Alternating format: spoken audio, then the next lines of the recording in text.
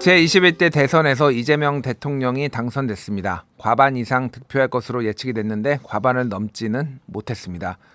족집게로 불리는 출구조사가 왜 이번엔 오차가 크게 났던 건지 메타보이스 김봉신 부대표 모시고 이야기 나눠보겠습니다. 대표님 안녕하세요. 안녕하십니까. 예, 대선 많이 바쁘셨죠? 여기저기 많이 보이시더라고요.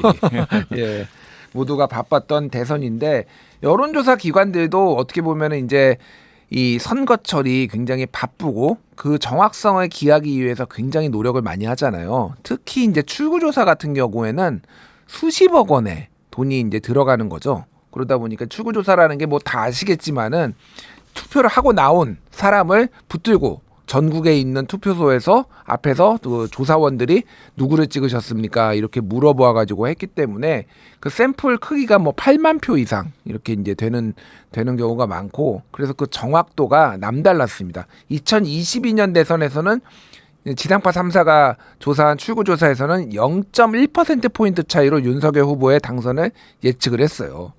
그런데 이번에는 오차가 큽니다. 일단 현황이 어떻게 나왔죠?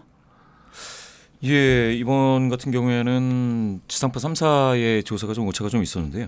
이재명 후보 같은 경우에는 약 2.3% 포인트를 더 높게 예측을 했습니다.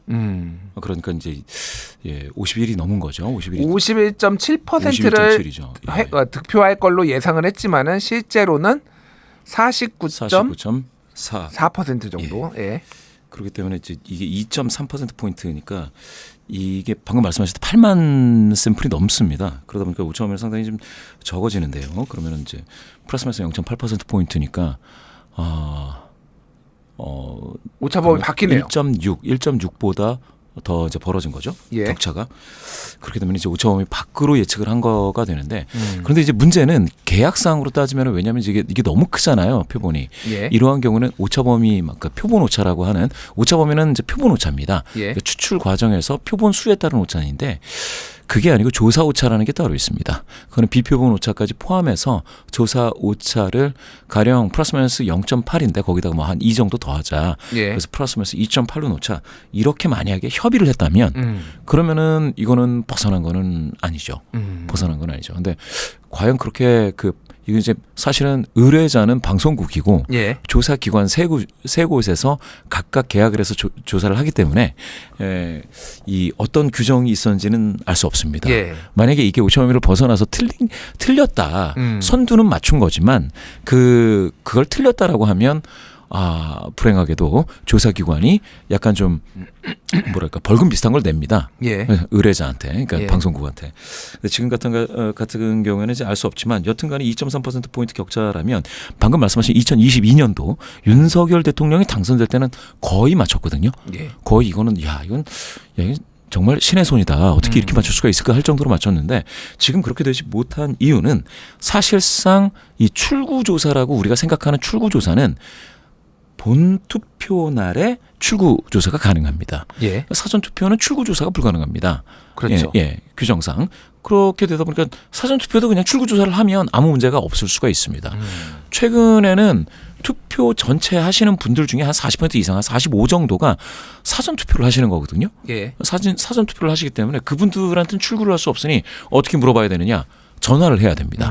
그러면 사전투표가 이번에는 목요일 금요일이었지 않습니까? 그 이후에 본투표 화요일까지 가기 전 그 주말에 여론조사를 전화 면접으로 많이 해서 그러면 사전투표 하신 분, 본투표 하실 분 그리고 그 내에서 뭐 이재명, 김문수, 이준석 권영국 뭐 이렇게 그리고 본투표 하시겠다는 분들 중에서의 그 비율을 놓고서는 가중치를 계산을 해요. 예. 그게 되게 좀 약간 좀 복잡합니다. 가중치를 계산을 해서 마지막 당일날 즉 본투표 날 오후 늦게 그러면 전체의 투표율이 이 정도니 그러면 사전투표는 이 정도고 본투표는 이 정도고 그래서 어느 정도고 이거를 다 복잡하게 계산해서 산출을 해야 되는데 2022년은 양강 후보가 서로 간에 네거티브도 셌고요.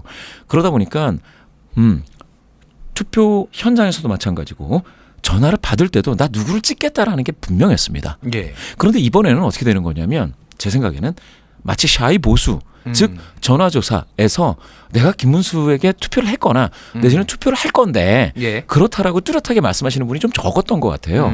그러다 보니까 이게 이재명 쪽으로 조금 더 이게 예측이 될 수밖에 없는 거죠. 예.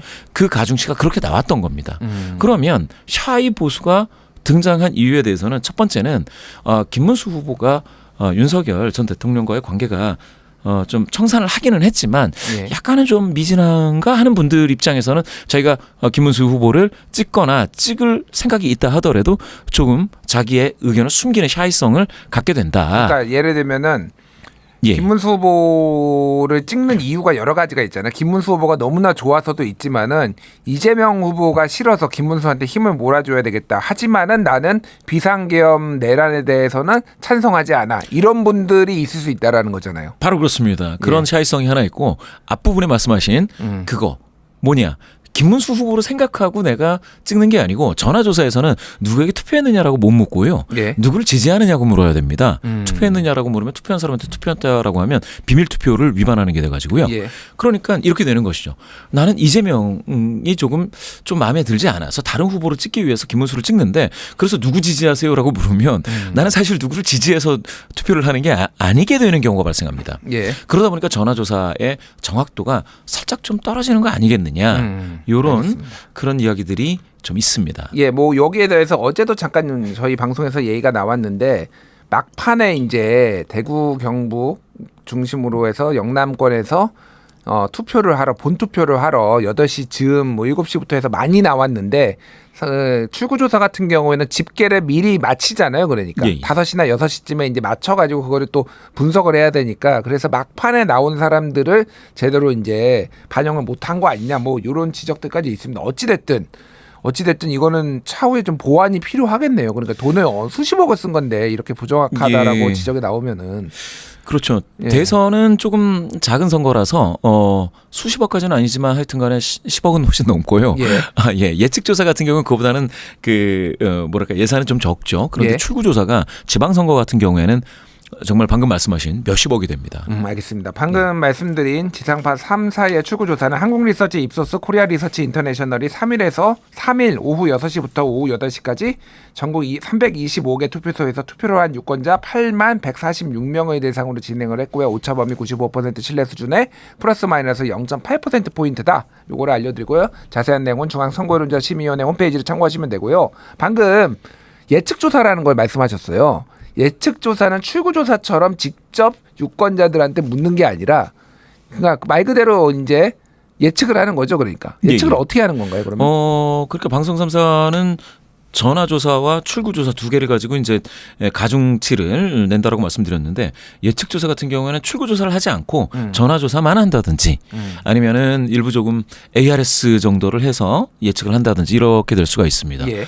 이번 같은 경우에는 이제 JTBC 같은 경우에는 12,000명 정도의 전화 면접을 했고요. 채널 A도 10,000명 이상, 11,200명, 221명이니까 11,200명 정도의 채널 A 조사가 있었습니다. 그런데 예. 더 신기한 것은 돈을 더 많이 쓴 지상파 3사의 출구조사는 이재명 후보의 득표율을 51.7로 했는데 지금 말씀하신 JTBC는 이재명 후보 50.6, 채널 A 51.1, MBN은 49.2. 그러니까 예측 조사가 더 정확했고 특히 MBN 조사는 거의 다 맞췄어요. 예, MBN 조사 같은 경우에는 사실 표본수가 가장 적습니다. 예. 표본수가 가장 적어서 어떻게 MBN은 이제 한 1,000명 정도 한 것 같은데요. 이렇게 되면은 방금 말씀하신 것처럼 예. 아니 돈 많이 써서 출구조사까지 한 곳이 오차가 가장 크고 예. 돈을 가장 적게 쓴 것이 오차가 가장 적네 이럴 수도 있을 것 같습니다. 그런데 이제 뭐라고 해야 될까요? 출구조사라든지 채널 A 같은 경우도 표본수가 크죠. JTBC는 표본수도 12,000인데 50.6이니까 그나마 좀 가까웠죠.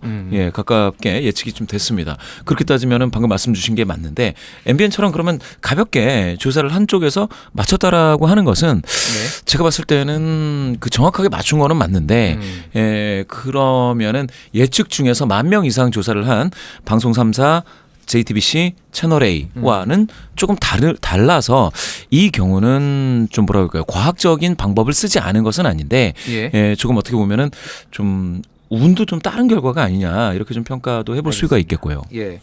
JTBC는 5월 30일부터 6월 3일까지 전국 만 18세 이상 남녀 12,000명을 대상으로 전화 면접 방식을 했고요. 채널 A는 5월 30일부터 6월 3일까지 만 18세 이상 남녀 1만 1,221명을 대상으로 휴대전화 가상번호 방식으로 진행이 됐습니다. MBN은 여론조사기관 넥스트 리서치 조사로 5월 30일부터 6월 2일까지 100% 전화 면접 조사를 거쳤습니다. 뭐 어찌됐든 이게 앞으로는 좀 더 정확한 조사가 이루어졌으면 좋겠다라는 말씀을 드리면서 요게 궁금해요. 여론조사 공표 금지 기간 본투표 일주일 전에 이제 여론조사 공표가 안 되잖아요. 예.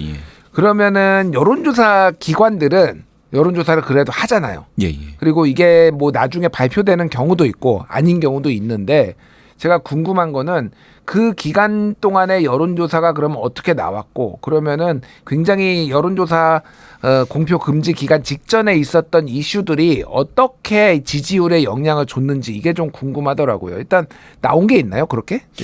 지금 나온 게 있다고 해가지고 보여지는 것은 리얼미터가 이제 더 데일리 코리아와 공동으로 실시한 조사가 있는데요. 여기에서 2,004명이니까 보통 우리가 하는 보통 전국 조사의 한 2배 정도 추출을 자동응답 방식 그러니까 ARS 방식으로 했습니다. 그런데 여기에서 보면 되게 비슷하게 나왔다고는 합니다. 이재명 후보가 이제 50.1, 김문수 후보가 41.5, 이준석 후보가 이제 7% 이렇게 전망이 됐다. 이렇게 좀 발표가 된 게 있습니다. 이거는 깜깜이 기간이 지났기 때문에 지나면은 이제 개표가 됐기 때문에 그 전 선거의 결과는 이제 이야기할 수가 있다라고 해가지고 나온 것 같습니다. 그런데 이 깜깜이 기간 중에도 별로 이변이 없었다라는 건데요. 이렇게 따지면 깜깜이 기간 직전 조사와도 별로 이변이 없는 거죠. 지금 보시면은 8%포인트 정도 개표 결과, 그 정도 이제 결과, 격차가 났는데 8.27 정도 났는데요. 실제로 보면 그 전 조사들도, 보통 ARS에서는 그 정도, 한 8 정도 격차가 있었고요. 전화 면접에서는 한 11에서 14 정도 요 사이였습니다.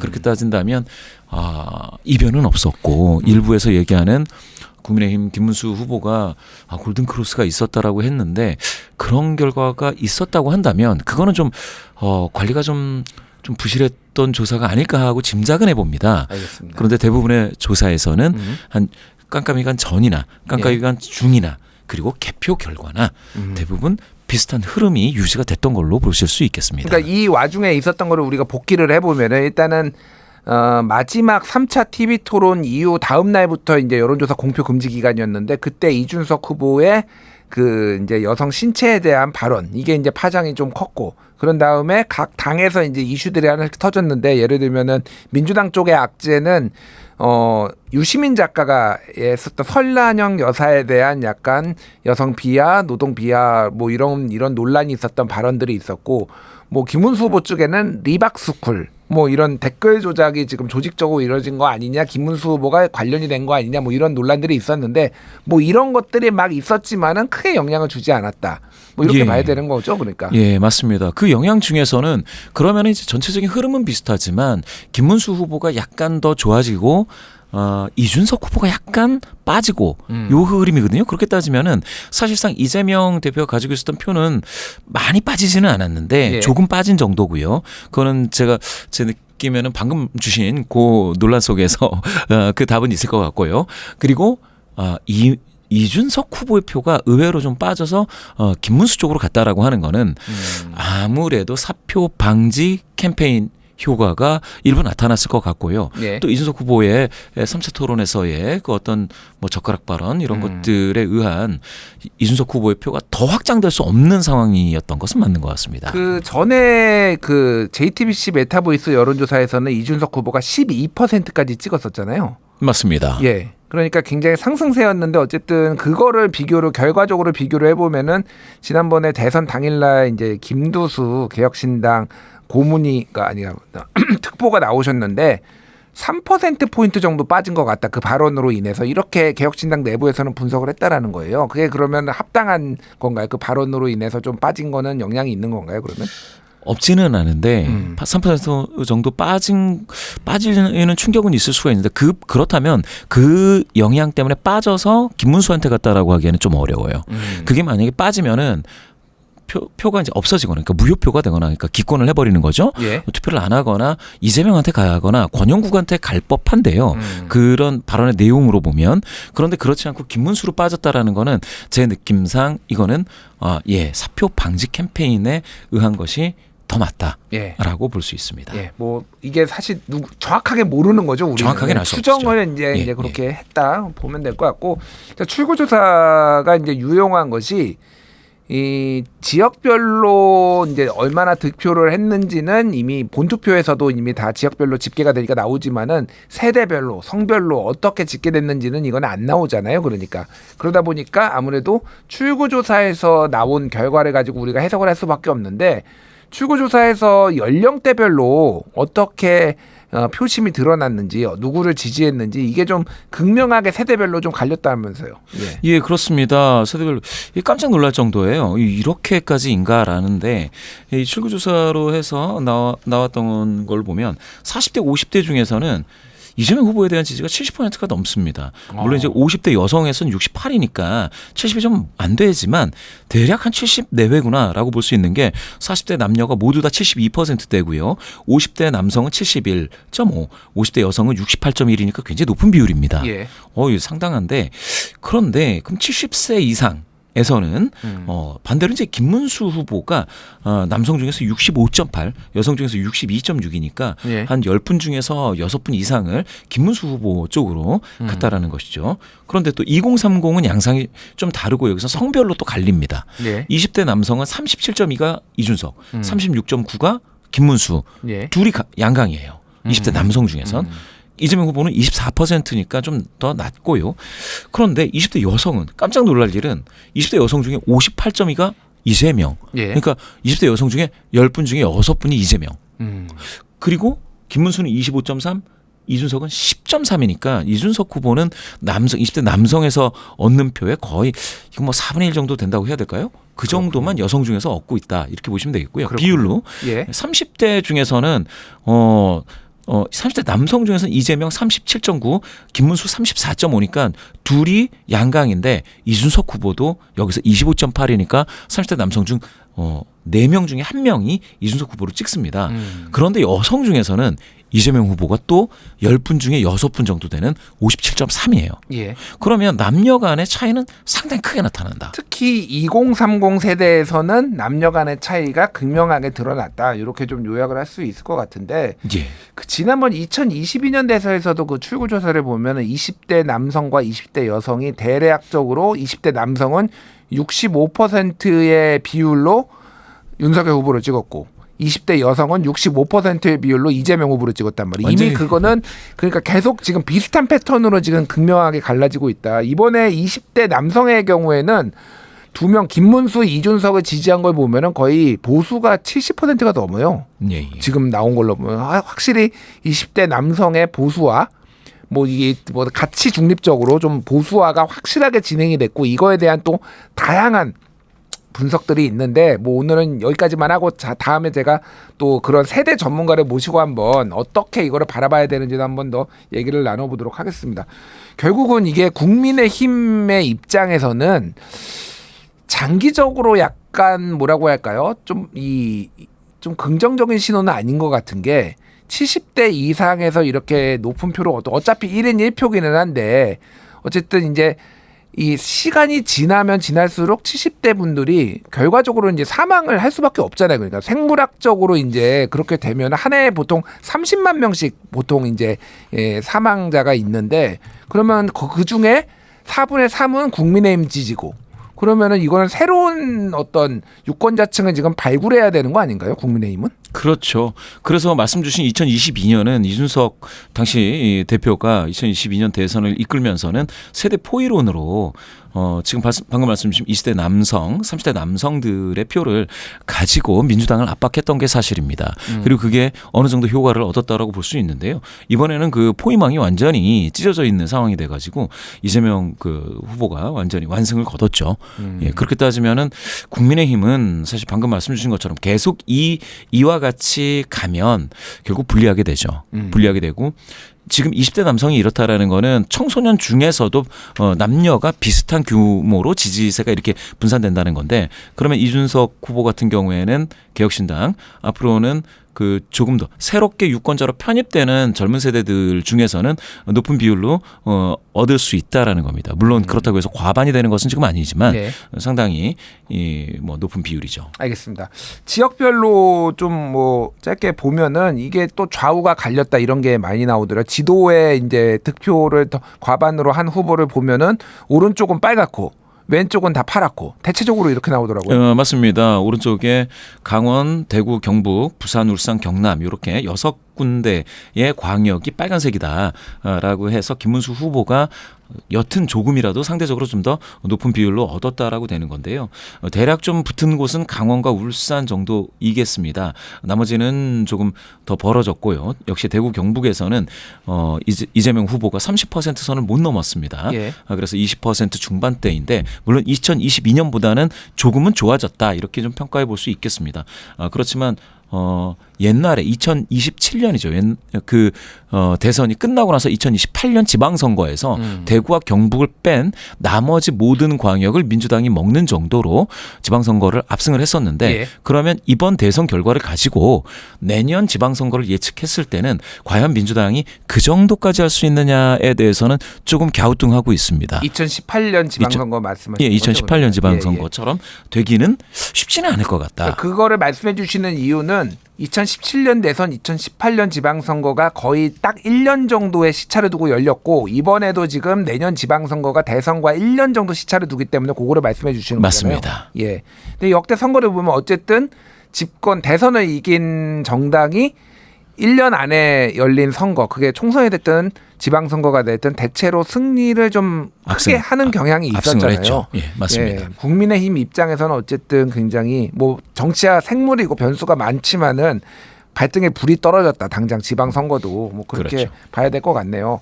자, 이제 앞으로 대통령 국정 운영, 국정 수행 지지도 뭐 이런 여론조사들이 진행이 되겠죠. 그러면은 언제 이제 이게 나오고 어떻게 좀 나올 거라고 좀 보십니까? 당장은 이게 될 겁니다. 아직은 직무를 대통령이 한 게 없으니 예. 보통 국정수행 지지도라고 했을 때는 대통령 잘했냐 못했냐 이렇게 잘잘못을 묻거든요. 국정수행을 얼마나 잘했다고 보느냐 잘못했다고 보느냐 이렇게 묻는 잘잘못 평가 문항인데 그거를 할 수 없을 정도로 짧은 기간이다 치면 뭐를 묻냐면 기대감을 묻습니다. 앞으로 5년간 그러니까 그 집권하는 그 기간이죠. 5년간 잘할 것 같으냐, 뭐 잘못할 것 같으냐 이렇게 묻거든요. 예. 그렇게 됐을 때에 처음 취임하고 나서 문재인 대통령 같은 경우가 제일 높은 비율이었습니다. 87% 얻었습니다. 앞으로 5년간 잘할 것 같다는 게. 그런데 지난 윤석열 대통령 같은 경우에 60 얻었습니다. 60이요? 예, 60%. 그러니까 이게 소위 말하는 허니문 기간이라고 보통 얘기를 하잖아요. 그렇죠. 대통령이 당선이 되면은 뭐 보수가 됐든 뭐 진보가 됐든 어떤 대통령이든 좀 몰아주는 국민들이 기대를 거는 경향이 있는데 윤석열 대통령은 역대 주요 대통령들 중에서 가장 낮네요. 이 수치가. 이 수치로 따지면 가장 낮다고 봐야 됩니다.